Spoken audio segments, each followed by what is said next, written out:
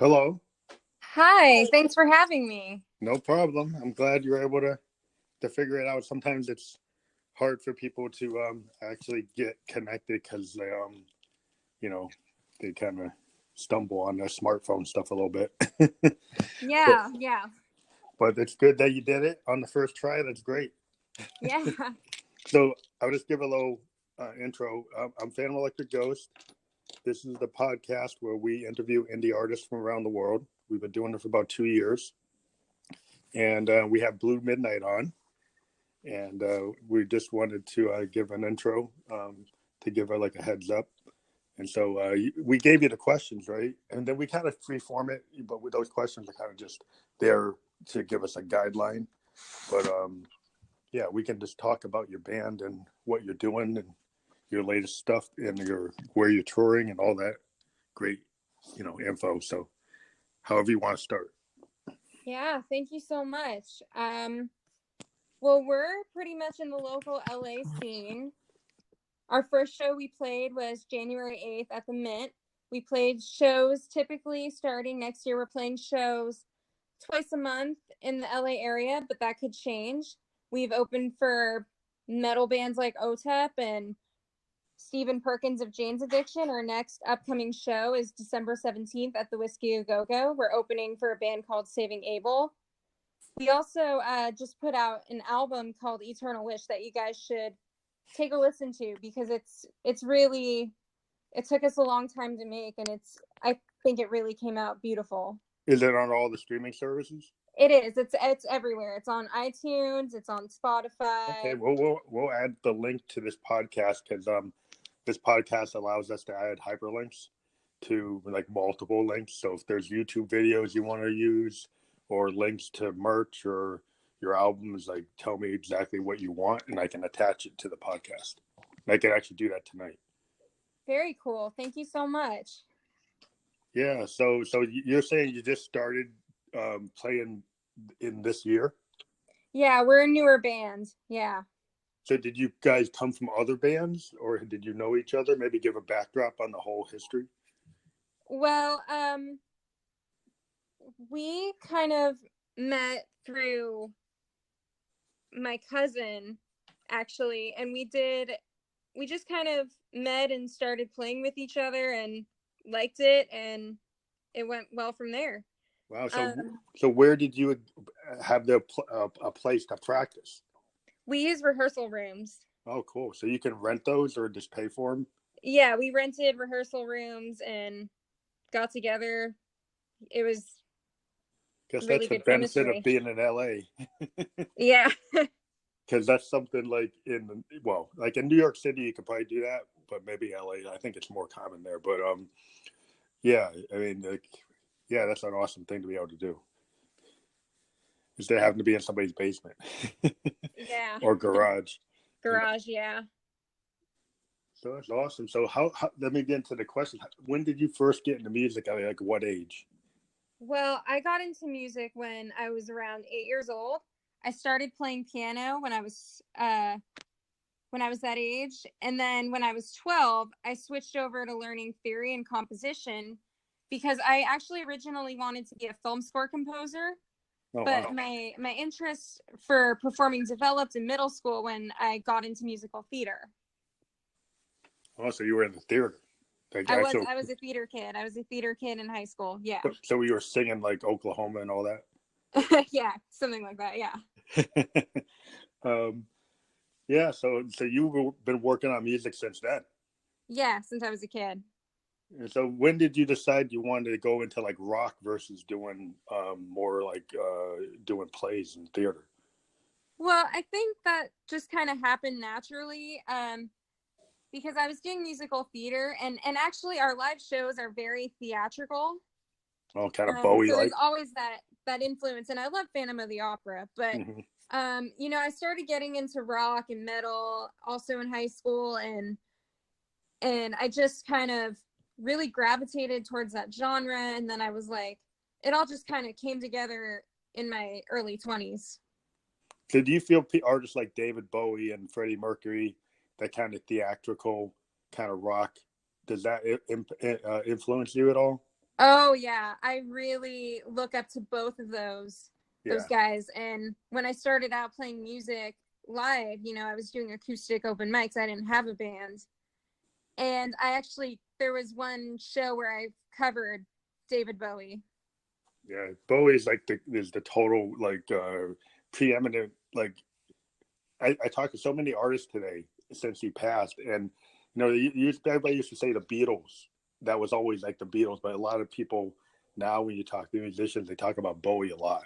Um, you know, which the Beatles are still there, but I think Bowie brought that theatrical thing with like Ziggy and the Aladdin scene and Thin White Duke, and he had just so many personas, and he used theatrical elements to bring that to rock. And then Freddie Mercury, he just like own the stage. He did, yeah.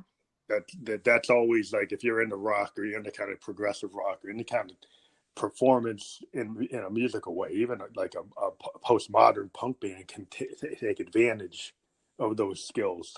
you know. Absolutely, yeah. So when did you start feeling that you could write your own music? Because there's a lot of people that they go into cover bands and they feel comfortable doing that. When did you feel like you had something to say that you would write your own music? I think funny. I started writing songs at the age of 16, and I was very acoustic in the beginning, and then in my 20s I wanted a band and I wanted to make rock music. I was listening to other bands, and I was like, I should be doing that. And I think it kind of clicked for me. Mm-hmm. So were you influenced by like music television or music videos, or were you more influenced by what you heard on the radio, what you heard on vinyl or CDs, or however you heard the music? I think for me it's everything. There are some very iconic music videos that I still watch. I collect vinyl records. I listen to CDs. I listen to the radio. I listen to everything, and I'm always open to new things. What's And your opinion on the new vinyl craze, where there's a lot of people that I remember I'm a child of the 70s. I mean, I'm in my 50s, and you know, to listen to music, you had a hi-fi system. You had like tube speakers. You had a whole receiver. It was a whole different world. And once we had the iPods and iPhones, kind of took that away. But now I see people kind of going back and getting those kind of setups, and people feeling that vinyl is the best way, for music aficionados. They're like, oh, that's the best way to hear it. So do you have an opinion on that? well, I think that everything comes back, and I'm glad that people are buying vinyl records and buying music still.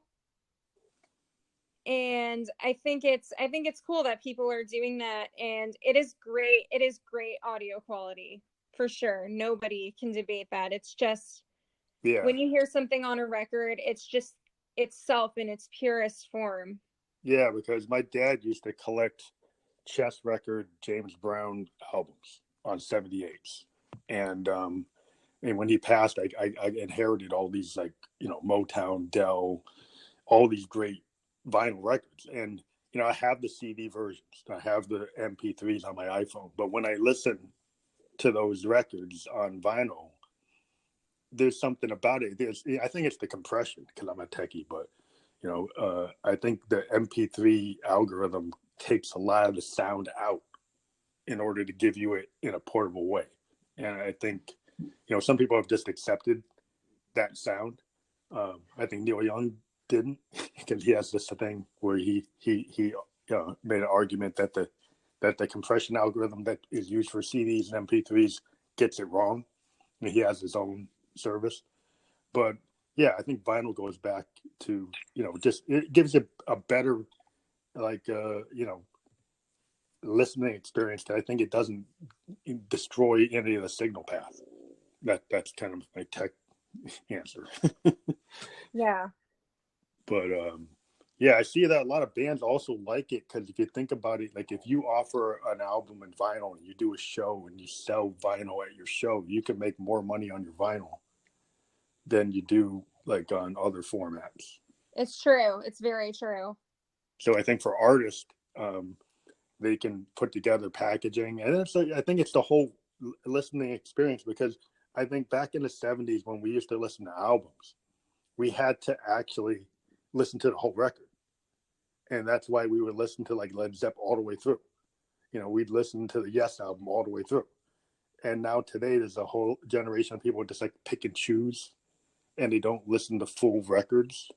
Except in some genres, it seems like in the hip hop genre, that people are willing to listen to whole projects as a whole project. But it seems like in other genres, people are just picking and choosing tracks. Then vinyl kind of puts you back in that mode where you have to listen to the whole record. Oh, yeah. And I think if you're an artist, you want people to listen to your whole thought, your whole idea. I mean, if you come up with an album, you kind of want people to listen to that whole thing in one setting, wouldn't you think? Oh, 100%. Albums tell a whole story, and an album is it's an experience. And when people pick and choose songs, they're missing out on this experience that the artist went through telling the story. Yeah, I think like a lot of artists in the 70s and the 60s, they put together, concept albums. I'm a progressive rocker. I'm a synthesizer player. So I'm looking at like bands like Peter Gabriel, Genesis, Emerson, Lake and Palmer, Yeah. the Who, Quadrophenia, Tommy, stuff like that. So I'm the kind of guy who goes back and like, I want to hear like a rock opera. I want to hear Styx go through a rock opera, or hear Rush, do a whole opera. That's my kind of background. And so like today, with a lot of the EDM, electronica, some of them, they're not even like, they don't tell stories. It's just like music and maybe dance music or grooves. And so I'm more trying to integrate the old school progressive rock with some modern electronic, but kind of still keeping it in the old frame of like a Yes album or a Genesis album. You know what I mean? Yeah, yeah. Because I want people to actually think about like what I'm trying to say. And I think that, rock bands, I think modern rock bands, indie rock bands are really have fans that will listen to their whole album. They get a lot of your fans, right? They want to hear your whole project, right? Yes, the rock and metal fan bases are very, very loyal that way. Yeah, I think they're if you listen to like in the really like the death metal, heavy metal, indie metal. Oh yeah, those guys are loyal. Yeah, they're very loyal. They end up buying your merch. They'll come to all your shows. If you're on a tour, you'll see them come to multiple shows. That's really cool to have fans like that. So when you record, like, who are your influences? We talked about Bowie, talked about Queen, but in your reference points. So like, if you were going to say like, who are your heroes? Who do you really look up to when you're writing your music, and people could kind of feel that you're getting a vibe from those bands? Yeah, absolutely. So my main influences are they're in a category called symphonic metal. I listened to a lot of Evanescence in middle and high school. Oh A yeah. lot of bands of that nature, like Epica, Nightwish, Within Temptation. Mm-hmm. And then I also really love progressive rock, like Muse. I have like every album of Muse, huge fan. Mm-hmm. And I also love industrial music, like Nine Inch Nails. Oh, Trent Reznor, yeah. Yeah, and then there's the 90s with Tool and Bjork, Nirvana, Smashing Pumpkins, Yeah, the Pumpkins. Soundgarden. Yeah, the Pumpkins. So you like the whole grunge era? I love the grunge era, but I also love Portishead and Fiona Apple. Oh yeah, Fiona Apple. She was phenomenal. She had some really good concept albums. She had like albums you needed to listen to the whole thing. Yeah, absolutely. Yeah, because I'm a big like Radiohead, Wilco. Yeah, Radiohead's fantastic. Yeah, I mean, if you're thinking about progressive, if you're a keyboard player, like I'm a keyboard player, and I use Moogs. Yeah. And I use like Jupiters, and I'm really heavy into old analog synths, like Prophet Fives and stuff like that. Yeah, I have a Taurus pedal. Oh, cool. Yeah, you know what I'm talking about. Yeah. Yeah, Moog. There's nothing like a Moog. If you get a Moog, like it's kind of like having a Les Paul or a Telecaster. Yeah, it's like the Les Pauls of synthesizers, of course. Yeah, they're hand built. They're amazing. They give you a lot. I mean, every time I turn on my Moog, it gives me something. It just every day it changes. It's never the same. And that's the kind of like the thing about it, and that it drives you to create like sound paintings. And one thing I just, going off a little bit, Robert Moog, the guy who invented the Moog, said that, he felt like they came from the ether. Like the idea for the Moog came from like the universe. He was a very kind of hippie, designer. In terms of his talk, the way he talked, he's like, the way I designed this instrument is I feel like the universe is talking to me, and I'm building it because it told me something. And so I think that's why Moogs are the way they are, because then the guy who created them had this sensibility that was really artistic, and that's why I think that even today the people who still build them follow that ethic, and you get like an instrument that really is passionate. For like, a lot of people would think, oh, synthesizers are very dispassionate or they're mechanical, but now when it comes to something like a Moog, Yeah, Moog is probably the most kind of rich and emotive synthesizer out there. Yeah, I mean, Prophet Fives are pretty good too, but a Moog is so expressive, and that's why Trent Reznor. I mean, on Nine Inch Nails, I mean, they used like mini Moogs.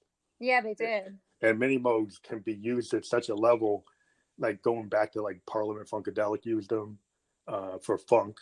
They can be used for, for new wave. You get bands like New Order, or so they can be used so in such varied ways that any genre of music can take. A jazz artist can take one, like a Herbie Hancock can take a Moog and then do something with it that Trent wouldn't do. But yeah, I just think it's just like any artist, like you look at like Pete Townsend, like on his Les Paul versus like you're looking at how Jimmy Page plays. They all have a different take on it. But yeah, So when you record, do you go to a traditional recording studio? Are you using like a DAW, or you go into like an independent studio? How do you record? Well, so we recorded in a studio back house, and that's how we did our album.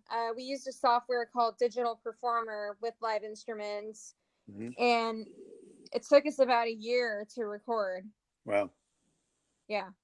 So, we use a lot of layers in our music, so everything, when you record something, you have to stack and layer. And so you're more layering in an old school way, like overdub it onto like a tape, or are you doing it like in a Pro Tools type of fashion? Yeah, like a Pro Tools type of fashion. Okay, cool. Yeah, but I mean, rock bands do today. I mean, so are you guys, like, when you write your album, are you like all in the studio all at once, or are you in different locations and you kind of put it together? Because when you have Pro Tools, you don't necessarily have to be in the same room. But do you record like with your band in the same room, everybody in the same room, or do you do it like over time, different parts done at different points? It's different parts at different points. So for this album, I wrote all the songs with my cousin, and then once we wrote the songs and put out charts, then we had drums come in and record, and then we had bass come in, and then we had guitars, and everything was super composed and laid out. So it was just kind of a process where we had to get everybody in at different points and then stack everything. So when you construct songs like that, when you go to rehearse, do you find there's any issue with rehearsing songs that are constructed that way, or everybody just like learns their part and you just go through the process of rehearsal and you get it? Everything we got lucky, I think, because everything just sort of fit together when we translated it live. Mm-hmm. But do you have to take a lot of time to rehearse, or you guys like know the material so much for when you recorded it that you don't have to spend a lot of time rehearsing it?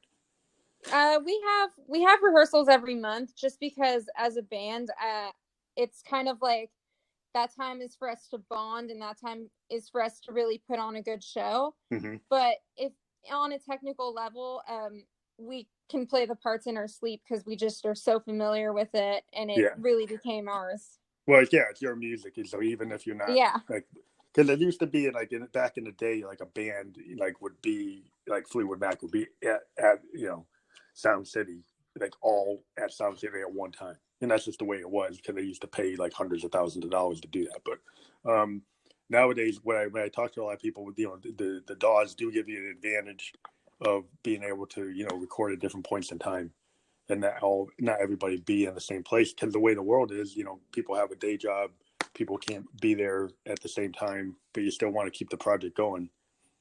So you know, it allows you to do that. Yeah. So, have you collaborated with other musicians from other, you know, bands on any kind of projects, you know, in the past or going forward?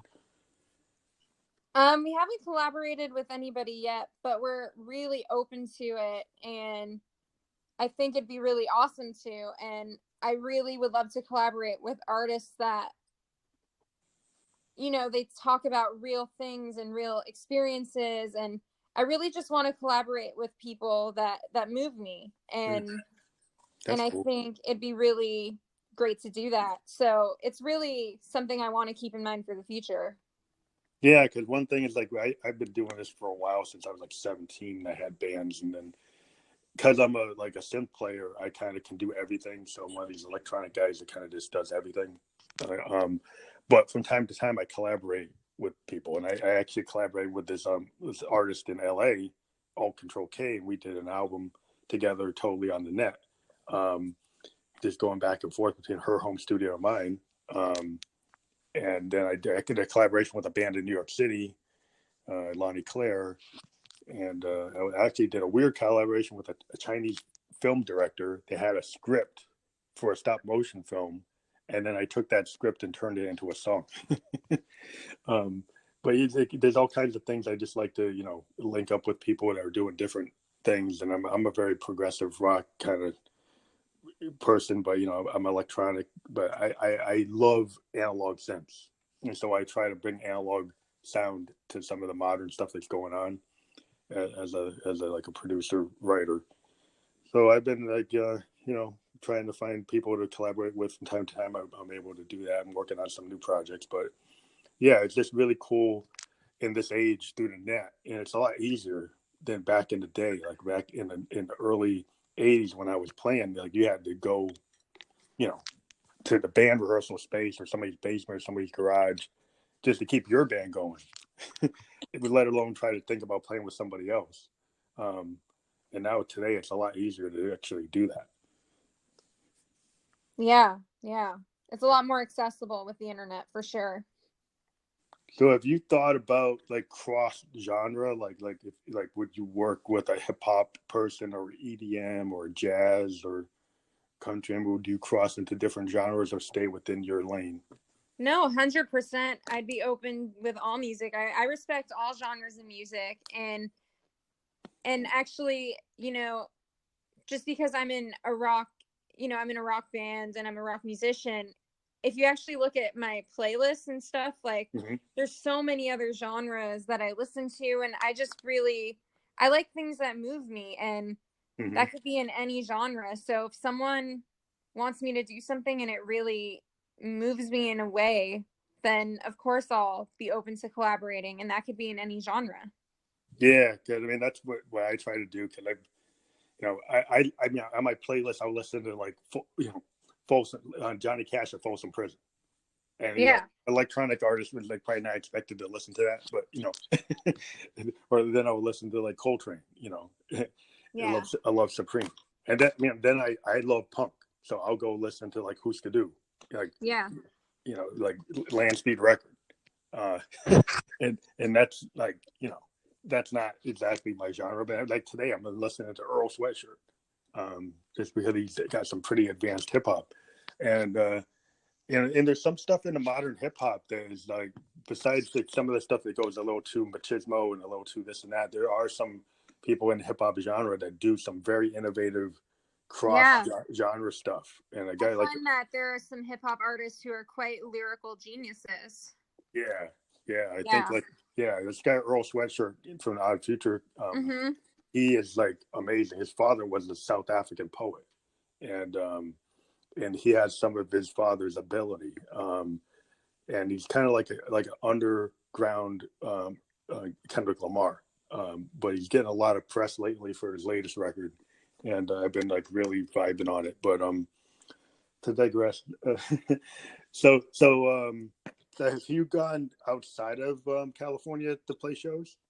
We haven't yet, but that could really change. I mean, the door is always open. Yeah, have you looked into like the European festival Yeah, market? Europe is definitely a place that would be really interesting for us to hit. I've been looking into Austin, Texas Yeah, as an Austin's option. yeah, Nashville and Austin are really good. Uh, Yeah. those are good places because like Nashville, I did not realize how deep that scene is. It's not just country. There are punk bands there. I mean, you got Jack Yeah, White. Nashville does have a good punk Yeah, scene. and Jack White's got his club and he's got his label out there. And there's a lot of like, there's punk, there's jazz, there's like New Orleans stuff out there. There's like almost any kind of music you want Yeah. is there. That's a really like a mecca. It's like Austin, you know, it's like the same kind of vibe. Oh yeah. I'm totally looking to try to get there. Because one of the things I like to do is go to Moog Fest in North Carolina. Like every year, Moog has a festival at their factory. And they actually have this big concert festival at the Moog factory in North Carolina. And they have bands, you know, that use Moogs come and do a show. And then there's a symposium, and you actually get to build a Moog from scratch. And you get to meet all these electronic artists or even rockers that use Moogs, you know, like guys from Yes will show up, you know, guys from Genesis, Styx and stuff will show up.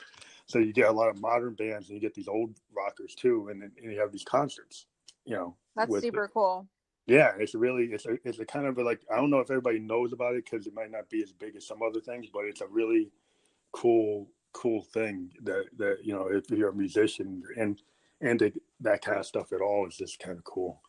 Um, it's another place to play. Yeah. But yeah, so I'm really excited that you guys, you know, that you came on the show. I saw Instagram is how I find everybody because like I'm on Instagram and then somebody will like say they like something that I did, and then I'll ask them because there's a lot of musicians on Instagram, and that's why I actually get a lot of my guests from going on Instagram and listening to, you know, clips of what bands put up. Yeah. And I find it then that's a good way to get, you know, a lot of indie musicians to give them the coverage. I didn't think people were getting coverage. And also what I was upset about is I was seeing there were people out there, they were asking bands to pay to be interviewed. And I felt like I'm a music fan and I'm a musician. And it's like, I think I want to be like a journalist and just like have interviews and just Yeah. do it and give bands, you know, push it forward, give, you know, like give a band a chance to be heard, to get into their process, to talk about what they do and not try to put, you know, any kind of strings on it. And so that's what I've been doing for the last 2 years. And it's starting to build up. I'm actually getting sponsors. I'm actually getting corporate sponsors now. That's amazing. And yeah, because the podcast on Anchor can actually be sponsored. We've got a couple of sponsors. I won't go through them here because they actually go through on the podcast itself. But yeah, we're starting to get sponsorship. We have ability for people to actually donate if they want to donate, if they're into it and they want to see us interview other people. Yeah, and we actually collaborate with people too. But yeah, we're very excited that you came on. We like to follow the people we talk to. So we typically, like, if you've got a project coming out and you want to do some more press on it, you want to do an album reveal, you want to talk about a tour, we're here to do that. So you can always get in touch with us for that. Thank you so much. That's awesome. Yeah, and so like yeah, if you can send me any of the links you want to be on this podcast, because we can actually publish this tonight, and it will go out. Just to let everybody know, this podcast goes on to like 10 platforms.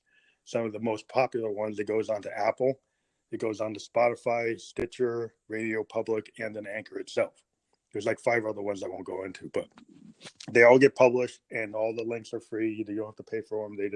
We'll just send you them as they get published, and it just gives your fans a way to listen to, you know. On Spotify, we're really happy that they made that one because a lot of people listen to podcasts on Spotify, and that's a very popular platform.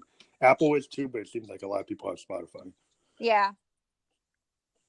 Okay, so yeah, if you can send me what you want the links to be for this episode, we'll put those on and then we'll publish it, and we'll send you a note through to Instagram of what the links are, so you can tell all your fans.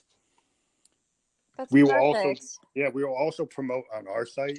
We have a blogger, we have a Facebook page, we have an Instagram, and our Instagram has the ability to actually create a highlight that links to the Spotify podcast. So what we do is, like, once this gets published on Spotify, we actually create a highlight on our Instagram that allows people to go directly to the Spotify link, which is useful. Yeah, that's nice. That's a good way to do it. Yeah, so yeah, we'll do that on our Spotify link once we have it, and we'll let you know, because you'll see it on our Instagram when we put it up, because we'll actually put a posting that says, click this highlight to listen to the interview. So is there anything else you'd like to tell your fans? I just want to thank everybody for listening to us, and we want to keep rocking, and I want everyone to have a great night. And yeah, that's about it. Thank you. Well, we hope to hear from you again. Anytime you want to talk to us, give us a little note, and we'll fit you in our schedule. Thank you so much. Yeah, thank you. Have a great night. Have a great night. This is Fam Electric Ghost, and our supporter, CIN Pals, is having a promotional contest where you can win $500. You just have to call them at 786-562-7601. If you call them at 786-562-7601. You can also email CIN Pals at cinpalsinfo@gmail.com. cinpalsinfo@gmail.com. Their website is www.cinpals.com. Again, CIN Pals, a new type of social network, is having a promotional contest, and you can win $500. Check out CIN Pals at www.cinpals.com or call them at 786-562-7601. That's 786-562-7601. Email again is cinpalsinfo@gmail.com. cinpalsinfo@gmail.com. Thank you.